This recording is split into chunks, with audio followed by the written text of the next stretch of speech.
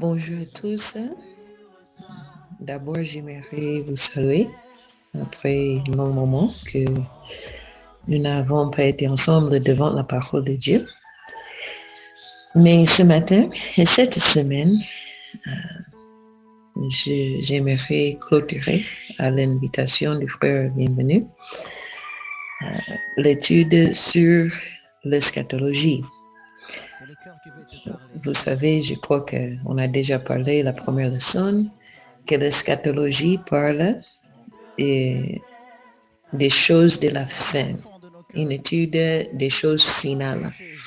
Mais cette semaine, nous allons parler de la fin de la fin. Nous sommes vraiment à ce point, à la clôture de toute l'histoire du monde, même de toute l'histoire dont la Bible parle. Heureusement, il y aura l'éternité et nous allons réjouir pour toujours avec Jésus. Mais nous voulons regarder la fin de ce monde-ci, cette terre, cette ambiance terrestre, et même tout ce système naturel que nous connaissons. Aujourd'hui, je vais voir à quel point on arrive, mais nous allons commencer avec la bataille finale, la bataille qui clôture tout, la bataille à la fin du millénium. Ce que nous appelons, le livre d'Apocalypse appelle la bataille de Gog et Magog. Je sais qu'il y a beaucoup des enseignements, même depuis mon enfance. J'ai écouté beaucoup des enseignements, des gens qui cherchent à connaître qui sont les pays de Gog et Magog. Mais il faut se rappeler au moment dont nous sommes en train de parler. Les nations modernes n'ont pas existé depuis 1000 ans. Alors, ils sont vraiment symboliques et heureusement, la Bible elle-même nous dit ce qu'ils symbolisent. J'aimerais commencer avec Apocalypse 20 parce que ça nous donne la chronologie. C'est ça qui nous aide avec l'ordre des événements. Tous les événements eschatologiques, très intéressants, tous les événements eschatologiques mentionnés dans le livre d'Apocalypse sont aussi mentionnés ailleurs, particulièrement dans l'Ancien Testament, avec les prophètes qui parlent du règne futur du Messie après qu'il a souffert, mais aussi il parle de ces moments de jugement, pas seulement le jugement de Jérusalem et Juda par les mains de Babylone, mais aussi par Dieu lui-même et notre roi qui allait venir à la fin du monde. La plupart de ces prophéties seront accomplies au moment de Armageddon. Je crois que vous avez déjà en parlé.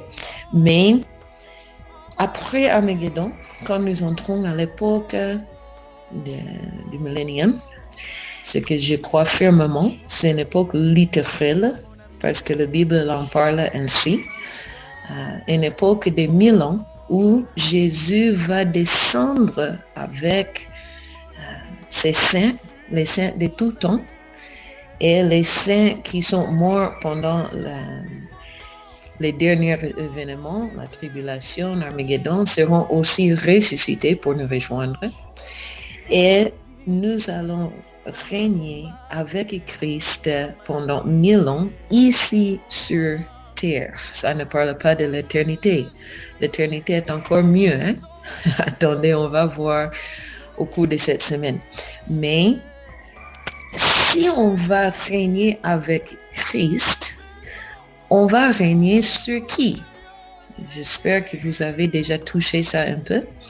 Qu'il y aura aussi une population pas ressuscitée, mais qui sont les survivants de la tribulation et même d'Armageddon. Toute la population, bien elle sera sérieusement diminuée, mais ne sera pas détruite complètement pendant ces événements. Et quelques-uns vont survivre, en particulier les justes, ceux qui ont refusé de fléchir les genoux devant l'Antichrist et son système et le dragon qui le possède, qui est Satan. Et ça, c'est encore très clair dans Apocalypse chapitre 13. Vous me connaissez déjà, si vous m'avez suivi avec herméneutique, que je n'aime pas trop l'allégorisation de la Bible, sauf quand la Bible elle-même nous dit que voici une allégorie et la Bible elle-même nous en donne l'interprétation. C'est par ça qu'on va chercher à interpréter l'écriture par l'écriture ce matin et pas introduire trop. Bon, moi je n'aime pas tel pays, alors je vais dire que l'Antichrist vient d'ici. Ce pays a toujours été problématique, alors ça doit être Gog et Magog. Rappelez-vous qu'au moment que nous parlons maintenant, les pays modernes n'existaient pas, et surtout en tant que tels, à l'époque de l'Ancien Testament et au moment que ces prophéties s'étaient données. Commençons avec une lecture d'Apocalypse, chapitre 20, et verset 7. Ça suit la description du millénium.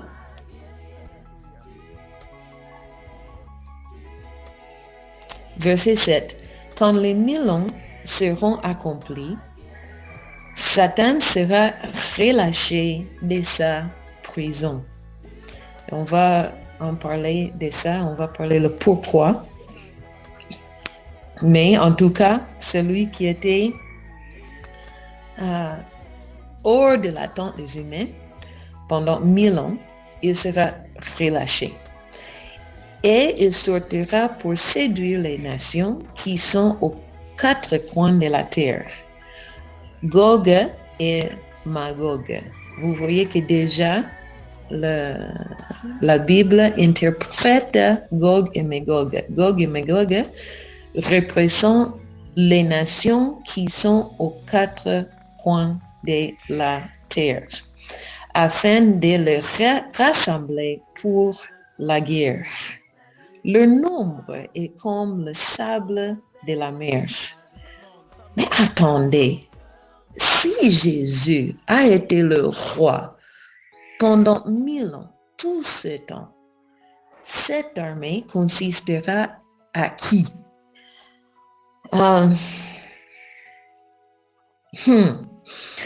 Encore, je vous rappelle, pendant l'époque milléniale, il y a 2 populations. Il y a la population ressuscitée.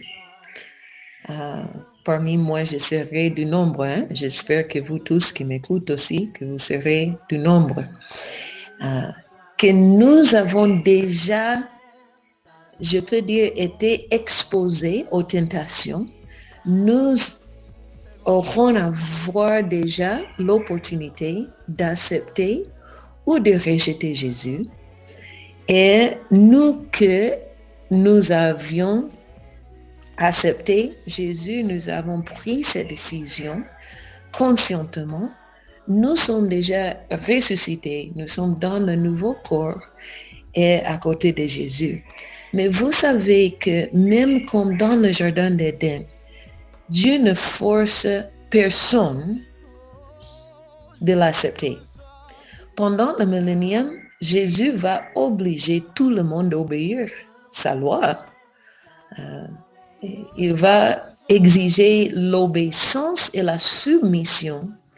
Mais le fait qu'on obéisse la loi d'un roi ne veut pas dire que tu aimes cette personne comme un roi.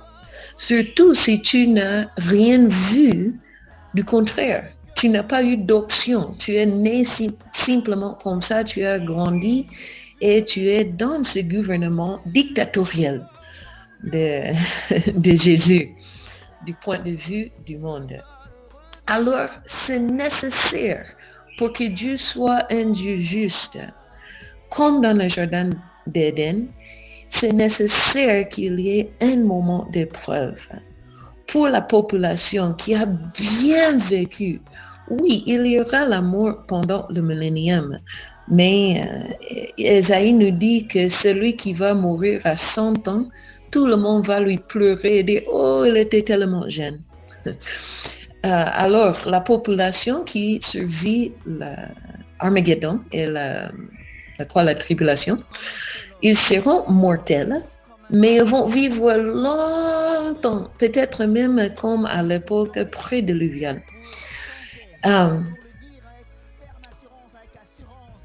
Et leurs enfants n'auront jamais l'opportunité de voir, on peut dire, l'autre côté des choses.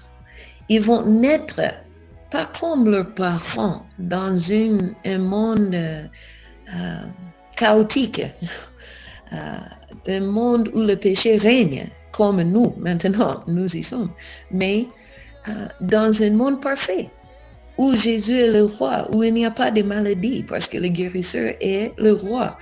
Il n'y a pas d'injustice, il n'y a pas de corruption, il n'y a pas de la méchanceté, parce que Jésus va, comme j'espère que vous avez déjà vu, régner avec le verge de fer. Il ne va pas tolérer ces histoires. Alors, pour eux, ils vivent et suivent la loi de Dieu, pas par choix, mais parce qu'ils n'ont pas eu une autre opportunité. Et c'est pour ça que Dieu, encore dans sa justice, il leur donne cette opportunité. Parce que quand nous parlons d'entrer dans le repos éternel avec Dieu, ça n'est pas pour ceux qui entrent par hasard. Ça, c'est pour ceux qui ont lavé leurs habits au sang de l'agneau, pour utiliser l'illustration d'Apocalypse 22. C'est pour ceux qui ont consciemment choisi de suivre Jésus. Et maintenant, à la fin de cette époque de paix, de tranquillité, de prospérité, on peut poser la question, mais comment est-il possible que les gens, ayant vu tout ça, peuvent encore se rebeller contre Jésus quand l'opportunité se présente? Et c'est très facile, c'est vraiment simple. Regardez le jardin d'Éden. Nos ancêtres, c'était vraiment dans la perfection. Mais la tentation vient de Satan, mais qui a touché aussi quelque chose au fond du cœur, parce que sinon, ce n'est pas une tentation. Et le tentateur a dit, tu vois, Jésus, Dieu, il est trop dictateur. Il veut vous contrôler. Il ne veut pas que vous soyez au même niveau que lui. Et c'est la même tentation que le diable va offrir ici. Comment savons-nous ça? Parce qu'il va chercher à détrôner Jésus. Il va venir à la population avec ses mensonges et dire, mais regarde, ils sont en train de retenir de bonnes choses de vous. Viens, vous connaissez ce que le monde appelle les bonnes choses. Nous connaissons ce que le monde appelle vivre la vie. Et c'est le monde du péché. Et quand le diable va dire, vous voyez, Jésus il ne veut pas que vous soyez heureux. Il veut vous imposer ces lois malheureuses et tout ça sans pourtant, bien sûr, parler des conséquences. Et beaucoup, pas seulement quelques-uns, beaucoup de monde vont le suivre. Il parle ici de gens qui seront comme, leur nombre est comme le sable de la mer. Bien que à la fin de la tribulation, la population sera réduite sérieusement. Ça c'est vrai.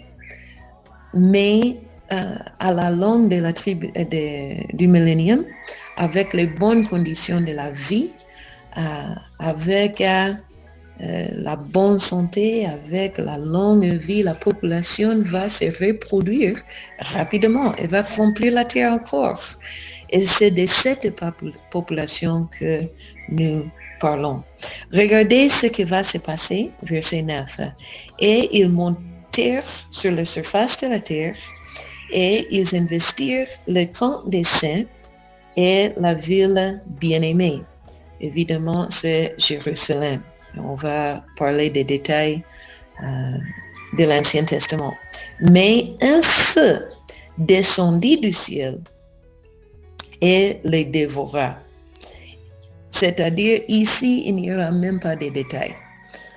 Et on va voir dans le livre d'Ézéchiel le contraste entre la bataille d'Armageddon et la bataille de Gog et Magog, ou plutôt la rébellion de Gog et Magog, parce que, comme je dis, ce n'est pas vraiment une bataille.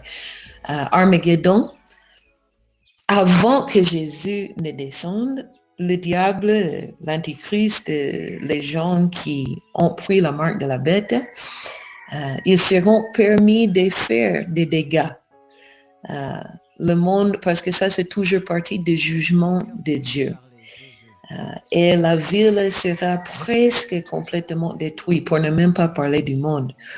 Mais avec la rébellion de Gog et Magog, nous ne voyons pas une bataille, nous ne voyons pas que cette armée va faire quoi que ce soit, sauf se rassembler. Et Dieu va envoyer le feu tout de suite, qui va dévorer pas seulement cette armée, mais aussi va consommer, comme on va voir plus tard, pas aujourd'hui, toute la terre, et nous serons dans nos destinées éternelles. Encore ça, c'est pour plus tard cette semaine. Verset 10, et le diable qui les séduisait fut jeté dans le temps de feu et de soufre, où sont la bête et le faux prophète, c'est-à-dire les deux types qui ont dérangé pendant la tribulation et qui étaient déjà jetés là depuis la bataille d'Armageddon. Maintenant, leur maître, celui qui les a possédés, va leur rejoindre. Et regardez que le diable, il ne va même pas avoir un jugement. Son jugement est déjà prononcé. C'est déjà scellé. J'allais dire depuis la croix. La croix, c'était la confirmation, mais en réalité, depuis Genèse 3:15, son jugement a été déjà prononcé. Que la tête du serpent sera écrasée complètement. Et il c'est pluriel, c'est-à-dire le diable, l'antichrist, ou la bête, la première bête, et le faux prophète qui va accompagner l'antichrist. Ils seront tourmentés jour et nuit au siècle des siècles. Alors, ainsi va terminer cette dernière rébellion terrestre ici. Parlons un peu de Gog et Magog. Je crois qu'on va même continuer demain avec cette étude, mais j'aimerais vous donner les références que je vais utiliser. Et si vous pouvez lire soigneusement avant d'écouter même demain, ça va nous aider beaucoup. Je vais aussi l'écrire dans le groupe pour que vous puissiez avoir les références à l'écrit. Nous venons de voir Apocalypse chapitre 20, versets 7 à 10. Nous allons toucher maintenant Apocalypse 17, versets 7 à 11. Et après, nous allons dans l'Ancien Testament. Ésaïe, chapitre 24, versets 20 à 22. Il y a un passage très intéressant, vraiment parallèle avec Apocalypse 17. Et on va terminer avec Ézéchiel chapitre 38 et versets 1 à 16. Je vais insérer ici que j'ai pris seulement le premier 16 versets, bien que chapitre 39 aussi parle, tout le chapitre 38 et tout le chapitre 39 parle de Gog et Magog. Il fait la description, ces deux chapitres font la description des deux différentes batailles. Si vous lisez avec beaucoup de soin, vous allez voir que les détails sont différents. Ça ne peut pas agir de la même bataille. Et probablement, ils ne sont pas en ordre chronologique, comme est souvent le problème avec nos chers amis les prophètes.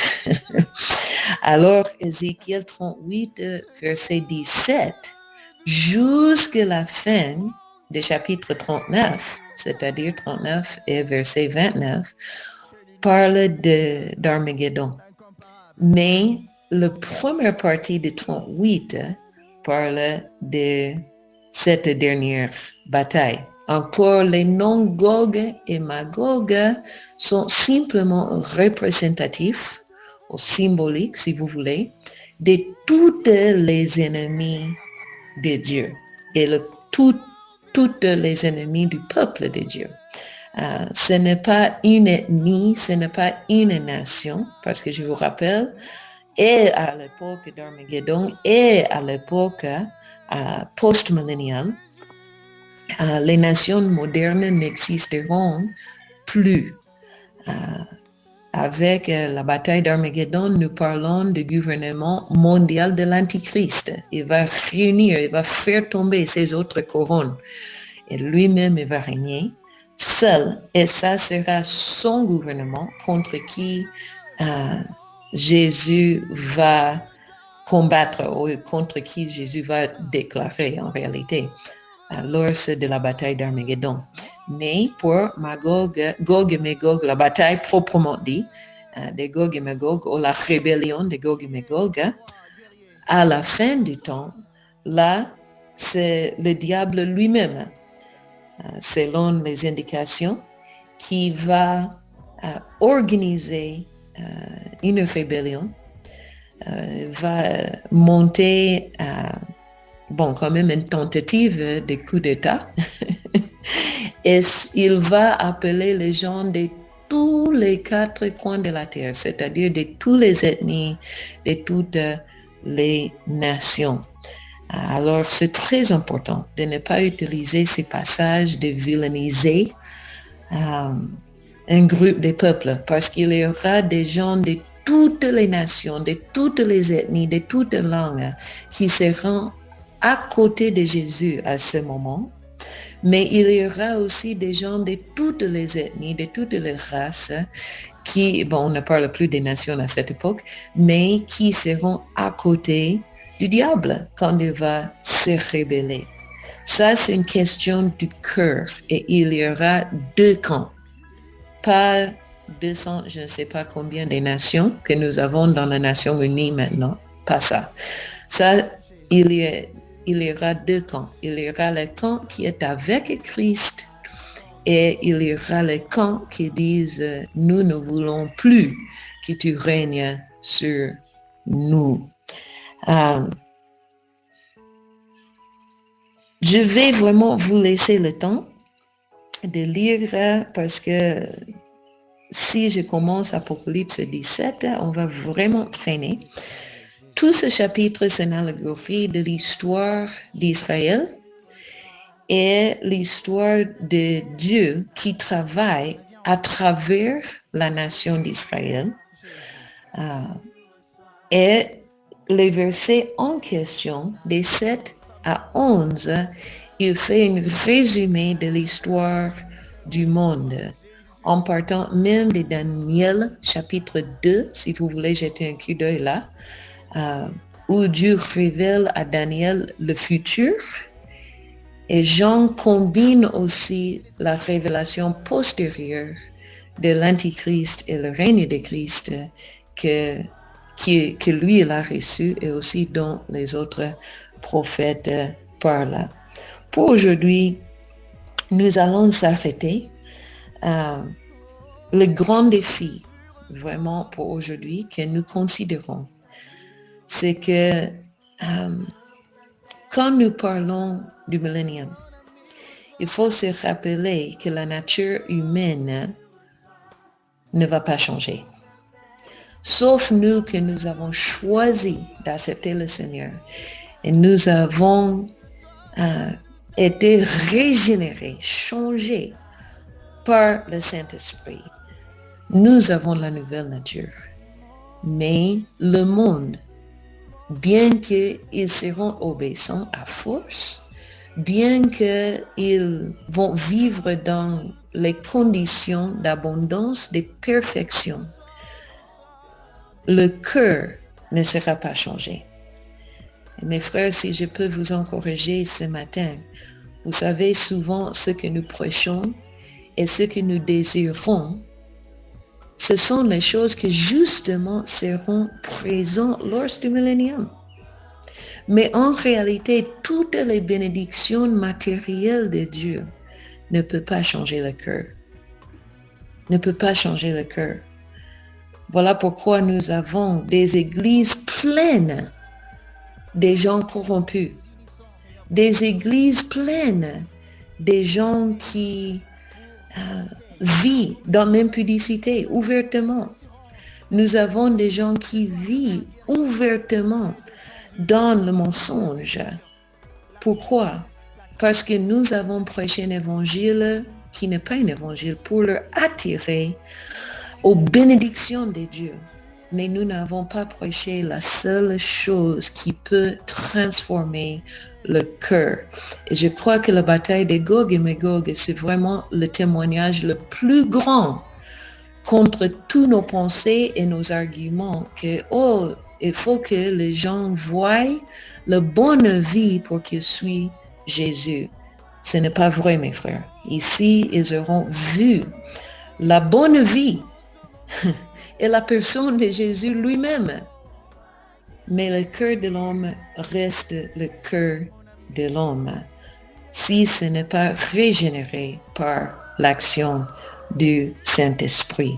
Que Dieu vous bénisse. Demain, on va continuer avec Gog et Magog. Je crois que mercredi, nous pouvons parler du jugement final, du grand tremblement. C'est très important. Ça va aussi nous ramener à la base de notre prédication. C'était partie du kérygme dont les apôtres ont prêché. Et finalement, jeudi, on va parler des destinées finales. Vendredi, on va faire un petit résumé et clôture. Que Dieu vous bénisse et bonne journée à tous.